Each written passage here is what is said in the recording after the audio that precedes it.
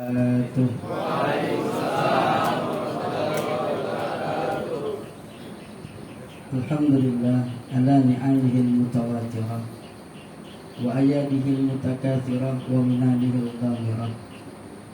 Wassalatu wassalamu ala sayyidina Muhammadin sayyidid dunya wal akhirah wa ala alihi wa sahbihi al-anjuniz zadirah. Amma ba'd. Hadratil mukarramin wal muhtaramin yang sama kita hormati, kita muliakan.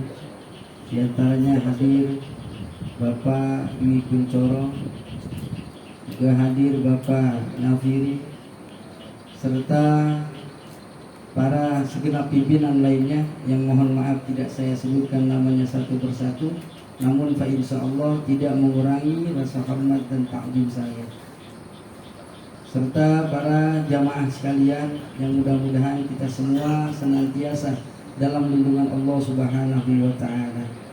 Amin ya rabbal alamin. Dan juga terkhusus Ketua DKM Masjid Al-Hadid Bapak Minhajul Qawi, Sarah Masail Ta'lim Minhajul Qawi, ya, kitab karangan Imam Ibnu Hajar Al-Haytami.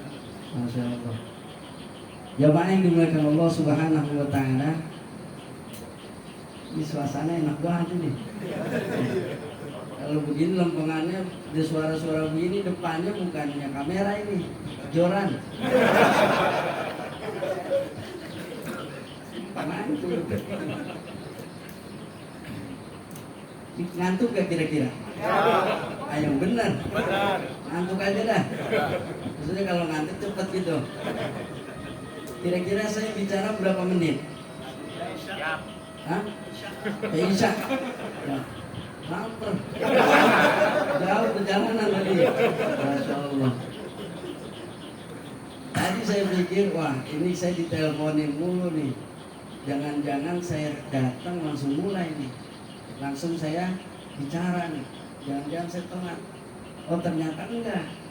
Ya masih banyak proses, banyak acara-acara, kegiatan-kegiatan gitu. Padahal tadi udah makan siang singkat banget dulu masa. Orang saya udah diancam aja jam 1 saat dari sana. Udah jam 1. Nah, saya mundur-mundurin dikit dah. Coba kali jam 2 keburu gitu.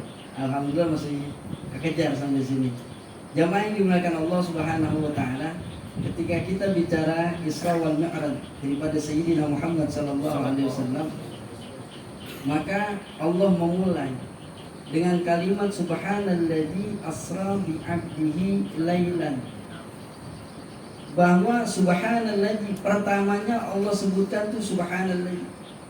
Enggak alhamdulillahilladzi, tapi subhanalladzi, yakni ay usabbihu subhana, yakni maha suci Allah yang suci daripada sifat-sifat makhluk, yang memperjalankan hambanya sehingga hambanya enggak berpikir kalau Rasulullah berangkat dari Masjidil Haram ke Masjidil Aqsa kemudian terus naik ke aras ke Rafqatil Akhdar, bukan pengen ketemu Allah yang lagi jogrok, bukan ya. Jadi jangan dibayangin bahwa Allah maha suci pada satu tempat, berarti Allah enggak ada di satu tempat itu.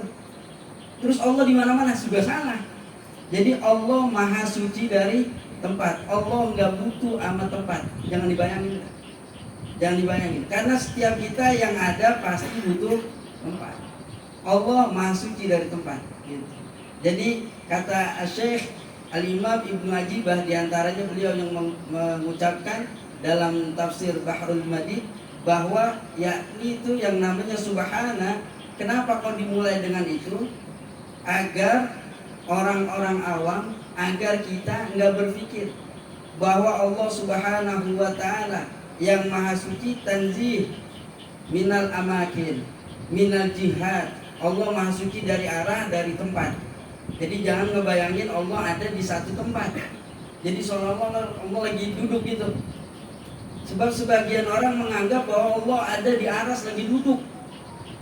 Nah, kalau Allah duduk di aras, ya kursinya segede apa? Kalau itu Allah berbentuk, nah maka Allah maha suci dari bentuk. Allah katanya duduk di aras. kakinya ada di kursi, kan ayat kursi ada tuh. Nah kakinya itu ada di kursi, kemudian duduknya di arsy. Jadi Allah gede katanya, jadi Allah gede. Nah maka Allah duduk gitu, lah Allah duduk sendirian, lah nggak ada kopinya lah.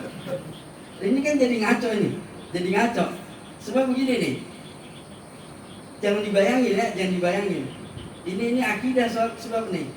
Sebab kalau dibayangin, kita jangankan ukuran zat Allah, kita pikirin kelapa ada batok ada air, bener ya?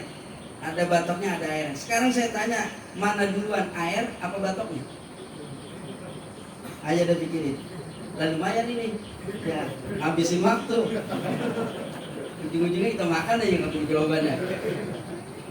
Kalau seandainya dimulai batoknya duluan, air mau masuk dari mana? Kalau airnya duluan nggak ada batoknya, tumpah. Berarti nggak gitu aja kita nggak bisa pikirin yang mana duluan. Apalagi zat Allah Subhanahu wa Ta'ala. Maka jangan dibayangin Allah ada pada satu tempat, sedangkan Allah maha suci dari tempat. Udah selesai dah, jangan dibayangin. Nah intinya memperjalankan itu linuriyahu min ayatina. Tadi ayat itu udah dibaca tuh sama qori kita. Ya, jadi udah linuriyahu min ayatina, untuk menunjukkan kekuasaan Allah Subhanahu wa Ta'ala. Jadi hanya sebatas menunjukkan kekuasaan Allah. Ketemu gak sama Allah? Ketemu dalam satu riwayat, tapi enggak ketemu seperti ketemunya makhluk berhadapan gini, enggak, pokoknya jangan dibayangin dah gitu. Bisa kan nggak ngebayangin ya? Bisa. Ada kalau bisa, alhamdulillah sekian.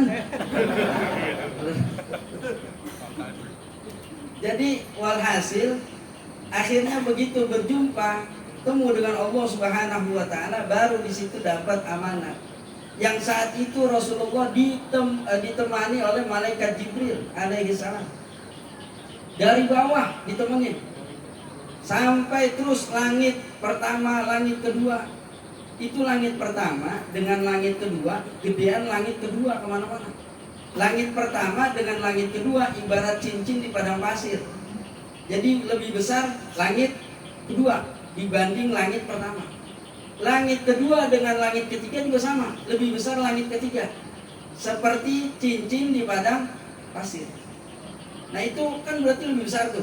Lama-lama arus lebih besar lagi. Maka kalau ada orang yang bilang Allah duduk, terus kemudian kalau Allah duduk pasti ada bentuknya, kalau Allah duduk pasti ada ukurannya.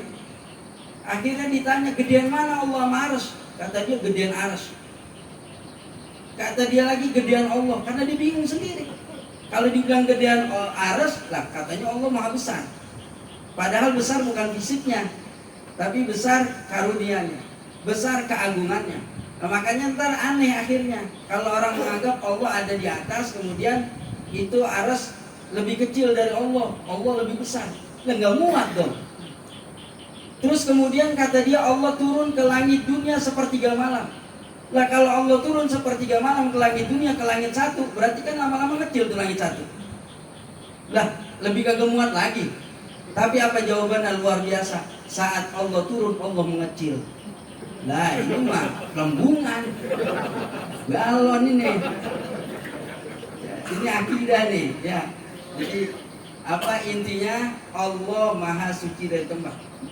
Nah kemudian ditemani oleh malaikat Jibril terus sampai langit satu, langit dua, langit tiga, sampai kepada arasnya Allah. Itu Rafiul Akhdar, udah malaikat Jibril gerak. Ketika mau ketemu Allah Subhanahu wa Ta'ala, malaikat Jibril, ya Rasulullah, saya sampai di sini. Udah cukup dah. Kalau seandainya saya melangkah lagi, bisa kebakar kayak burung perit. Ya, tadinya gede banget malaikat Jibril. Saya kalau kelewat aja dikit, udah saya nyerah sampai di sini. Akhirnya Rasulullah yang bertemu dengan Allah Subhanahu wa Ta'ala dengan ucapan dalam hasil bujur yang al-khatib, at-tahiyyatul mubarakatus salawatut thayyibatulillah, dan seterusnya. Akhirnya menerima perintah sholat. Nah ini sholat ini perintah amanat, bukan oleh-oleh Isra Mi'raj. Karena sebagian orang mengatakan bahwa oleh-olehnya Isra Mi'raj adalah sholat. Nah kalau oleh-oleh boleh dimakan boleh enggak? Ya, Kalau oleh-oleh boleh dipakai, boleh enggak. Sedangkan ini adalah amanah, harus dikerjakan sholat yang 5 waktu. Maka kerjakan sholat 5 waktu dengan sebaik-baiknya, dengan ilmunya. Jangan sampai sholat nggak ada ilmunya, baca fatihahnya berantakan. Alhamdulillah fi rak'atin liman subik bi bismi wal harfi wa syaddi nutik law abdala harfun bi harfin abtala wa wajibun tartibuha ma'al wilah. Artinya di bawah. Itu nggak mau dipaham. Jadi bahwa Fatihah wajib dibaca, maka nggak boleh dia salah hurufnya, ketukar salah satu huruf dengan huruf lainnya, berantakan nanti. Siratal lazi, harusnya siratal ladzi, siratal lazi. Maka rapikan Fatihahnya. Kalau Fatihahnya bagus, cakep insya Allah yang lain. Artinya surah masih sunnah, masih enak. Tapi tahiyat Fatihah itu mau nggak mau harus rapi itu bacaannya. Nggak boleh ketukar satu huruf dengan huruf yang lainnya. Makanya mohon maaf ini fikih. Orang yang kebangetan cadel nggak bisa nyebut lo, maka dia nggak boleh jadi imam. Bismillahirrahmanirrahim. Itu nggak boleh. Kenapa? Rohnya jadi lo. Apalagi mohon maaf orang bindeng. Ipindanya manyain, anda dapat amin. Nah, yang kayak begitu nggak boleh dia, nggak boleh. Kecuali makmumnya sama bindeng semua. Rame-rame nggak apa-apa. Ini mohon maaf, ini fikih ini, fikih. Bukan dari fisik bukan, tapi ini fikih. Ya, fikih sampai ngatur kenapa? Biar makharijul huruf pas. Biar ketika baca Fatihah itu yang benar-benar yang fasih, yang maju yang fasih. Saya ada, Ustaz, dia kurang tapi fasih, bacanya masih beleduk Fatihahnya. Tapi di antara itu ada gak yang lebih fasih dari? Enggak ada, ya udah sama, enggak apa-apa. Enggak apa-apa. Ghairil maghdubi alaihim waladdallin. Apa yang mau diberdoa? Dia baca begitu, udah biarin dah gitu. Kenapa enggak ada yang lain? Enggak apa-apa, enggak apa-apa. Ya, usolli fardhu zuhri arba angkatin. Mungkin kering. Jadi nggak apa-apa kalau memang tidak ada yang fasih. Tapi kalau masih ada yang lebih fasih lagi, itu yang lebih fasih. Maka sholat ada aturannya. Dan sholat itu ngajarin disiplin. Nggak ada orang yang berani sholat zuhur jam 5 sore, kecuali uzur. Atau kebangetan rajin jam 10 pagi sholat zuhur. Wah Allah, kebangetan rajin. Ada yang begitu? Nggak ada. Itu sholat ngajarin disiplin. Maka ketika orang yang sholat, mestinya dia disiplin. Sama kerjaan rapi, disiplin. Jangan kalah kita sama ayam. Ayam tuh disiplinnya luar biasa. Ayam pagi udah keluar kandang, cari makan. Ntar maghrib udah masuk. Itu ayam begitu tuh. Jam 3 aja udah bangun. Dan bangunin orang. Kukuruyu. Itu kalau dalam kitab Bughyatul Mustarsyidin dijelaskan bahwa kalimatnya ya ayyuhal ghafilun uzkurillah kata ayam. Orang-orang yang lalai, ingat sama Allah. Bangun, ingat sama Allah, kata ayam. Tapi kita dengarnya kukuruyu. Ayam kukuruyu kita bangun, kagak. Baru kata ayam alarm samping kuping. Ya, kagak bangun juga, kebangetan badan. Ini ayam disiplin luar biasa. Dia bangun pagi, bangunin yang lain. Ayam kagak punya sifat iri, nggak hasad dia. Nggak ada ayam bangun begitu mau kukuruyu sama kawan, biarin aja masih tidur, kagak ada yang gitu. Ya ada ayam gitu diam-diam aja. Itu ayam tetap dia bangun kukuruyu, nggak peduli yang mana aja, yang gesuh dia kek, yang ngusir dia kek, tetap dibangunin itu ayam. Dia bangun pagi-pagi cari makan, maghrib udah pulang. Maka kalau ayam maghrib masih kelayaban tuh ayam kejadian tuh. Ayam lain tuh. Jadi kalau ayam yang asli dia pasti masuk kandang, itu ayam. Ya, bahkan seandainya ada yang keluar tuh ayam sebelum maghrib, setelah maghrib masih belum ada di kandang, belum pulang, dicariin. Tapi anehnya banyak orang sekarang tuh, perawan sekarang keluar ngayap jam segitu nggak dicariin. Mahalan ayam berarti. Kadang nggak dicariin kadang. Apalagi kalau udah malam minggu, kadang orang tuanya dikasih martabak doang udah nyerah. Ya udah bawa dah. Ya, jangan pulang malam-malam yang penting. Ya, pagi pulang. Malam-malam pagi. Ya Allah. Lah orang dilepas begitu aja, ya akhirnya gimana? Pergaulannya bebas begitu. Akhirnya beli es cendol nggak pakai kelapa. Perut cendol nggak punya bapak. Kan repot lagi urusannya. Maka jamaah yang dimuliakan Allah Subhanahu wa taala, ini ayam luar biasa disiplin. Jangan sampai kalah kita sama ayam. Beda mungkin sama kucing. Kalau kucing kurang tapi disiplin dia mengenai waktu. Jam berapa aja nggak jelas dia. Kadang jam 12 malam geloteng orang. Bukan berisik banget. Kadang kawin aja berisik kawin. Mau enak berisik. Makanya wow. Itu makanya kadang nggak sempet kawin digebrak orang. Disiram orang, kasihan banget ya Allah. Makanya kita kalau ngelihat kucing, wah jangan. Kali dia mau kawin, ya jangan sampai disiram tuh, biarin. Emang modelnya begitu. Dia makanya ada istilah malu-malu kucing. Nah, karena lakinya kepengen duluan, perempuannya malu-malu. Kata yang lakinya, mau. Yang perempuan enggak mau. Begitu kenapa mau.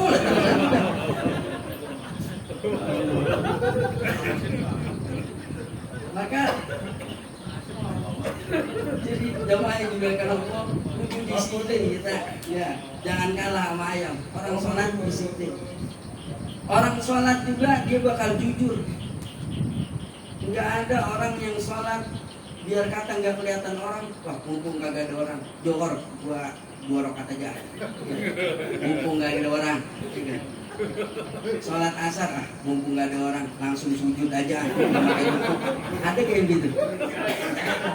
Itu orang sholat tuh, jujur. Makanya kalau diterapkan nilai-nilai itu, wah mantep kita. Jujur insya Allah. Udah kalau jujur nikmat. Ya. Hidup tuh kalau udah jujur nikmat. Enggak apa-apa, enggak terlalu besar pendapatan kita. Tapi kalau jujur insya Allah berkah. Duit halal semua. Dulu nih cerita. Imam Syafi'i pernah didatengin sama muridnya. Ya Imam, romansnya rezeki saya seret banget ini. Kamu bukannya udah kerja? Iya saya kerja. Saya jadi penggembala. Lah terus kenapa? Enggak digaji? Digaji. Besar lumayan. Tapi kenapa kurang? Maka kata Imam Syafi'i, sekarang gaji kamu berapa? Katakan 4 juta. Ya Imam. Oh 4 juta. Kalau gitu bilang sama bosmu, bos mulai besok turunin gaji saya jadi 3,5 juta. 4 juta aja kurang, 3,5 juta lagi. Tapi ini orang karena Imam Syafi'i yang ngomong akhirnya nurut. Ya baik ya Imam, saya akan laksanakan. Akhirnya ngomong sama bos, besok bulan depan gaji saya kurangin. Berapa? Jadi 3,5 juta. Siap. Lah girang banget bos mah. Yang kayak begitu mah nggak pakai demo, ayo. Dan ayo aja udah. Ya udah. Cakep. Akhirnya begitu besoknya lagi, bulan depan ternyata masih kurang lagi. Ngadu lagi ke Imam Syafi'i. Ya Imam, masih kurang ya Imam. Gimana ya? Kehidupan saya masih kurang aja. Ya udah, bilang lagi sama bosmu, minta kurangin jadi 3 juta. Allah, 4 juta kurang, 3,5 juta, tak tambah kurang. Apalagi 3 juta ini. Akhirnya ya udah, dia ngikutin aja. Akhirnya dikurangin 3 juta sampai walhasil gajinya 2,5 juta. Kata Imam Syafi'i udah, minta lagi kurangin, akhirnya 2,5 juta. Begitu gajinya 2,5 juta, enggak datang lagi ke Imam Syafi'i dah. Agak datang. Udah lama agak datang. Ugang sengambek kali orang. Nah, begitu udah waktunya, akhirnya datanglah ini yang kemarin yang duluan pernah nanya ke Imam Syafi'i dengan membawa bawaan itu. Ya, jadi bawa buahan, bawa anggur, bawa parcel gitu. Ntar kayak dari sini nih. Bawa apa enggak? Enggak mau bercanda doang. Kalau mau bulan disiapin enggak apa-apa. Ya, saya terima mentahnya juga. Ya jadi bikin bercanda ini mah. Ya, emang datang begitu, datang ke rumah guru gitu. Bawa parcel, bawa ini gitu. Itu yang cakep. Ya, jangan lewat WA doang.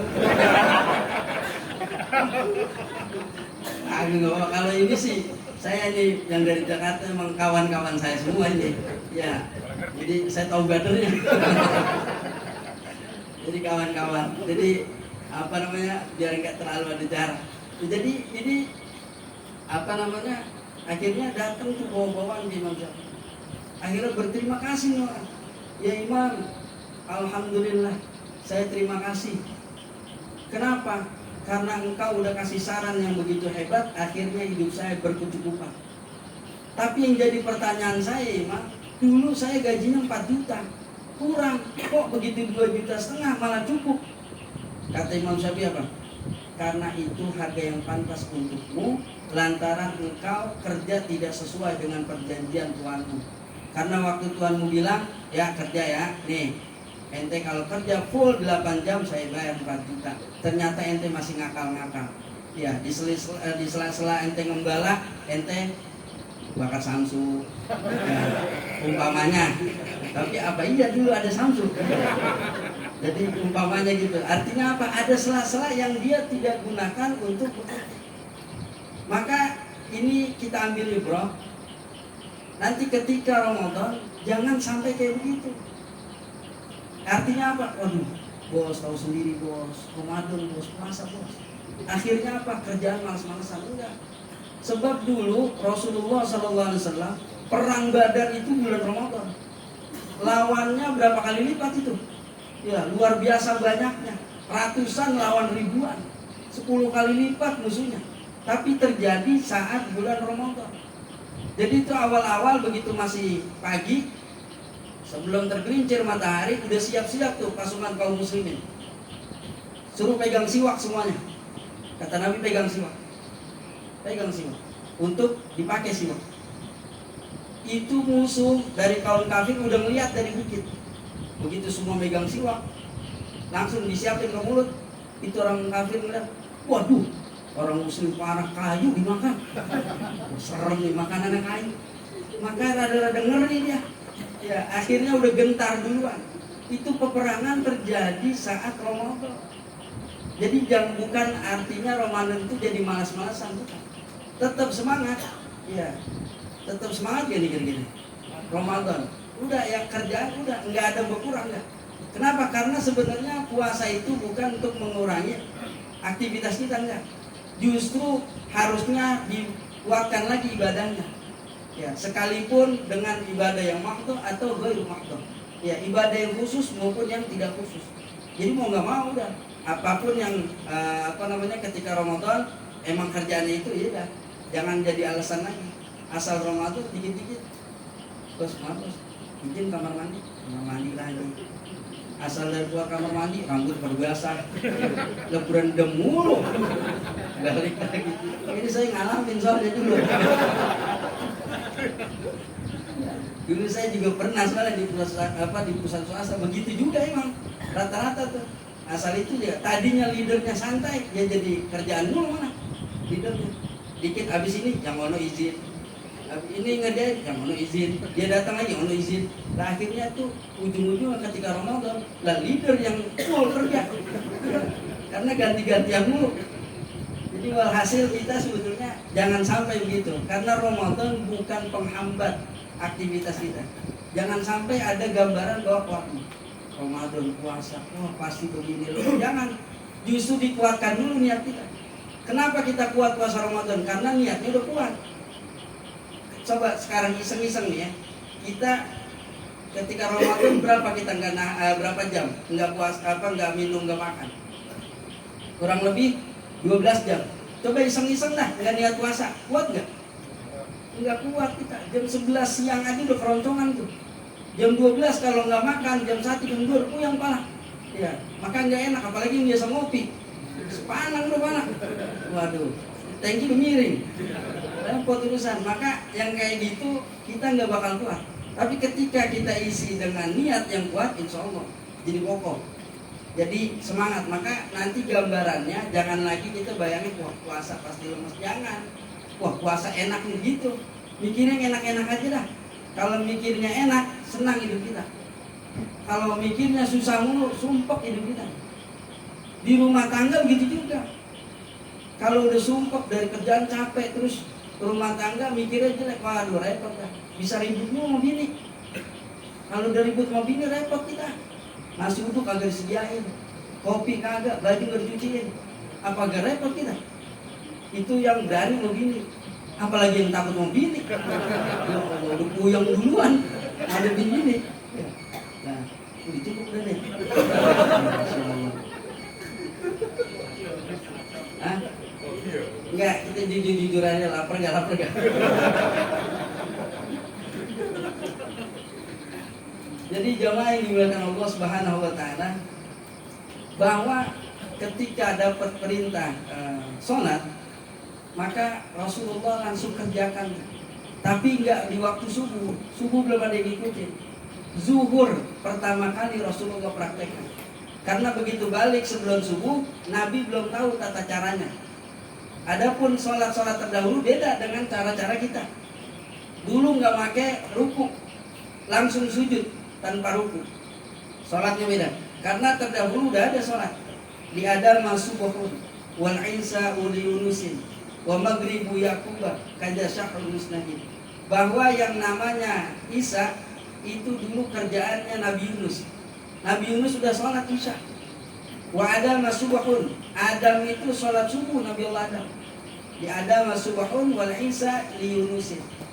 Wa zuhrun li Dawuda wa asrun li Najri. Sholat zuhur kerjaan daripada Nabi Allah Daud. Sholat asar itu kerjaan anaknya Nabi Daud. Siapa itu? Nabi Sulaiman. Kemudian sholat maghrib kerjaan Nabi Allah Yakub. Jadi udah ada Nabi terdahulu, cuma beda tata cara sholatnya. Maka khususnya kepada umat Rasulullah SAW itu sholat yang 5 waktu sebagaimana cara yang kita diajarkan. Sekalipun pada prakteknya mungkin sedikit ada yang beda-beda. Ada yang kebangetan lebar ketika berdiri, ada yang begini banget ada. Gak apa-apa ya biarin, cuma makan tempat. Ya. Tapi gak apa-apa. Model-model, ada yang begini, ada yang sedekapnya begini, ada yang sedekapnya begini, ada yang di bawah pusar, mazhab Hanafi di bawah pusar. Boleh, gak apa-apa udah. Begini aja kagak apa-apa. Allahu Akbar, ini gak apa-apa. Yang kagak boleh Allahu Akbar. Telak pinggang. Ini kagak boleh nih. Ya. Jadi yang lain-lain sebenarnya nggak apa-apa. Yang penting jangan dibikin ribut. Udah gitu aja. Dia sholatnya gitu biarin. Emang lagunya dia begitu. Ada yang santai, Allahu Akbar. Ada yang Allah. Ada yang gini. Tapi kebanyakan laki. Coba kalau perempuan lah berapa kali putus itu. Jadi Allahu Akbar pelan. Ada yang model-model pada prakteknya. Tapi tetap sama. Rukunya ada, iktidalnya ada, sujudnya ada. Tahiyat akhirnya ada. Jadi intinya sama, cuma pergerakannya yang modelnya beda-beda gitu. Maka sekali lagi ketika kita kerjakan sholat, seharusnya sudah ada kedisiplinan dalam diri kita, sudah ada kejujuran dalam diri kita. Itu mesti kita tanamkan. Jamaah yang dimuliakan Allah Subhanahu wa taala, selain perintah sholat, Rasulullah banyak melihat kejadian-kejadian yang aneh.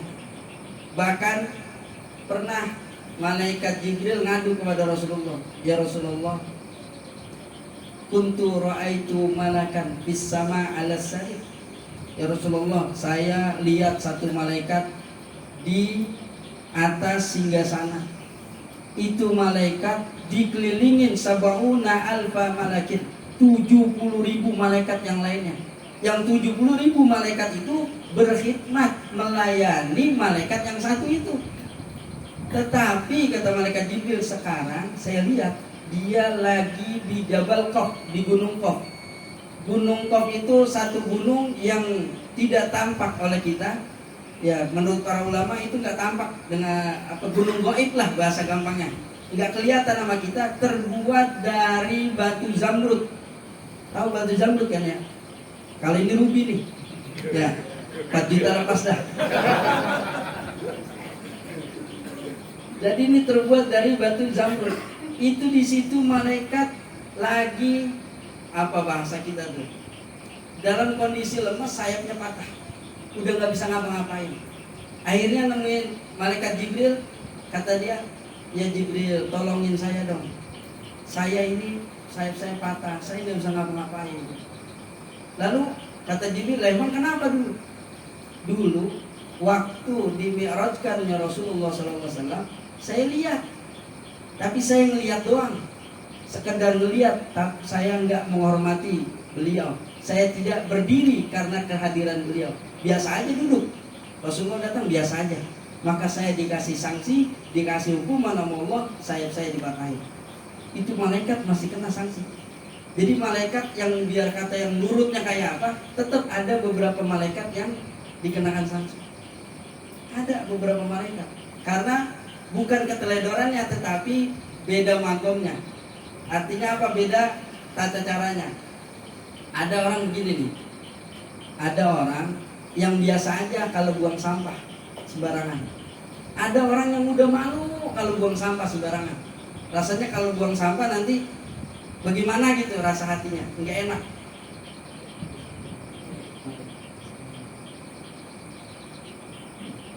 Jadi ada yang rasanya tuh, aduh buang sampah sembarangan gimana gitu. Itu kedudukannya udah beda berarti itu orang. Ada orang yang biasa aja kalau lawan arah naik motor. Kan ada yang gitu ya, naik motor cuek aja. Ada malah galakan dia. Lawan arah galakan lagi. Minggir dong. Ada orang ngasih tahu, Pak maaf Pak, Bapak lawan arah. Ente siapa? Polisi bukan. Udah dikasih tahu. Padahal harusnya kan unzur maqal wala tanzur manqal. Lihat apa yang diomongin, bukan lihat siapa yang ngomongin. Kadang kita suka begitu tuh. Dengan aturan lalu lintas aja kita kagak pakai tuh. Padahal harusnya kita kan orang yang sholat. Kudunya disiplin, jangan lawan arah. Lampu merah, jangan diterobos. Kan harusnya begitu. Kan disiplin. Orang sholat kudunya disiplin. Ini kadang kagak. Kadang suzon lagi. Jangan lewat sono, lampu merah mulu. Lah emang kagak ada lampu hijaunya? Lampu merah mulu, setiap lampu merah pasti ada lampu hijau. Kenapa kita nggak usuzon? Lewat sono aja, lampu hijau mulu gitu. Betapa banyak kita udah terbiasa dengan apa suzon, lampu merah mulu. Kesannya udah berhenti mulu, macet. Enak, makanya macet itu kan gak enak, makanya dibilang muzdahid. Macet itu sesuatu yang sumpah. Tapi nikmatin aja. Ada orang yang menikmati, dia ketika macet dia baca wiridan, dia baca Quran. Bahkan karena sering macet akhirnya hafal Quran. Ada itu. Ya, karena dia sering dengerin aja dah. Enak macet-macet sambil dengerin. Karena ngambil positifnya, jangan ngambil yang negatifnya. Sama kayak kita ngelihat bini kita begitu. Kita lihat positifnya, baiknya gitu. Jangan melihat cerewetnya. Kalaupun cerewet, wah bini saya cerewet, jangan-jangan saya mau jadi wali nih. Ya, karena dulu ada namanya Syekh Bajal Haban. Syekh Bajal Haban ini bininya cerewetnya luar biasa. Sampai-sampai dia kata dia, ini kalau anak udah gede semua udah pada kawin, kayaknya nggak kuat nih kalau masih begini aja, bisa cerai nih. Akhirnya terus bawel terus istri, galak istri, sampai benar anaknya menikah semua. Akhirnya sebelum dia memutuskan, ya coba dulu ke goa. Dia ke goa untuk kontemplasi, untuk zikir, untuk khalwat kalau bahasa tasawuf. Dia zikir khalwat di sana. Ternyata begitu masuk ke goa ada dua anak muda di situ. Kata dua anak muda ini, Pak Tua ngapain di sini? Saya mau zikir di sini kayak kalian. Waduh, kan kami udah duluan nih sini nih. Sekarang begini dah Pak Tua. Kalau emang Pak Tua mau di sini, mau gak ikutin syarat kami? Boleh. Apa syaratnya? Setiap hari ngasih makan. Jadi hari pertama nih saya ngasih makan. Hari berikutnya teman saya kasih makan. Hari berikutnya ketiga, Pak Tua, gimana Pak Tua? Siap gak? Siap. Kalau gitu cuma ngasih makan doang. Ya udah, akhirnya zikir masuk hari pertama, temennya yang pertama nih dia doa. Dia komat pamit turun hidangan dari atas. Turun. Percaya gak dia? Dan gak percaya gak makan nih. Akhirnya. Jadi begitu doang dia doa, turun itu makan. Ya sebagaimana dulu Nabi Musa ya ketika minta hidangan diturunkan turun. Jadi memang Begitu tuh, ada yang tertentu Allah kasih. Dia makan, turun makanan. Ayo makan bareng-bareng. Kata Sayyid Bajal Haban, ini Sayyid Bajal Haban gak ada yang kenal.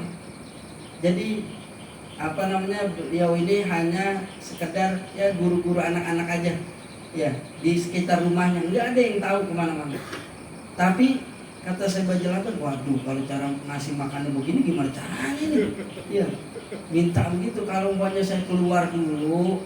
Ya, kemudian minta masakin istri saya bawa ke sini bisa, tapi ini nggak bisa. Kalau caranya begini, mungkin yang kedua nggak begini kali. Yang kedua ternyata ngangkat tangan juga, turun lagi makanan. Waduh, besok gimana ini? Akhirnya begitu hari ketiga nyerah sebagai Haban. Akhirnya ngomong dah, emang ente bagaimana sih caranya? Kok bisa makanan turun? Saya berdoa sama Allah, ya Allah berikan kami makanan dengan keberkahannya Syekh Bajal Haban. Itu saya. Ini orang kagak tahu. Ternyata derajatnya udah Allah tinggikan. Dia nggak tahu kenapa, karena dia sabar sama bininya yang galak. Jadi kalau bini kita galak udah mungkin antum wali kali. Ya, apalagi ada yang pakai disita. Berat itu. Masya Allah. Jadi walhasil tuh semuanya pikirin enak aja dah, pikirin positifnya aja. Ya, sehingga nanti ketika ada apapun ambil yang baik, ambil yang baik. Kita mikir lagi kembali, oh ya kita orang yang sholat, oh kita orang yang puasa, nanti insya Allah bentar lagi Ramadan. Ya, maka oh iya kita orang yang puasa, mesti kita tahan nih. Yang model gini gak bagus, ngomongin orang gak bagus, ngomongin yang gak bagus-bagus ya, artinya ngomongin yang bab-bab yang berbau kebohongan gak bagus, udah jangan. Wah ini nyakitin orang, jangan. Jadi terus saja dipikirinnya yang enak-enak. Nah nanti ketika ada yang gak enak juga pikirin yang enak aja. Ini kalau begini kita datang, ya Allah dari tadi ini perut berlapar, belum makan juga. Umpamanya, ini saya tahu ini isi hati kita bersama ini. Lagi sih ditanyain dari tadi nggak nyaut-nyaut. Jadi gimana? Udah kah? Udah ya? Nah, ini perut kosong kurang konsen kita.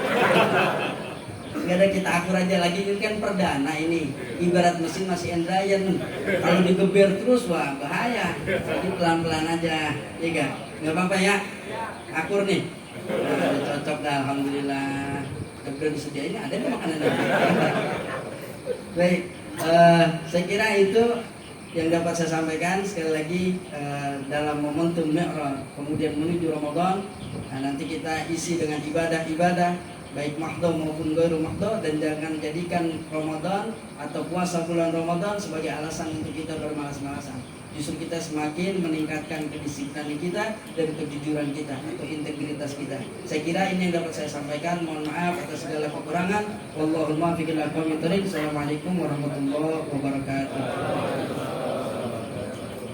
Kita baca doa, sebelumnya kita baca Fatihah. Mudah-mudahan niat baik kita dijawab oleh Allah Subhanahu wa taala. Bitilkan niyah Al-Fatihah. A'udzubillahi minasyaitonir rajim.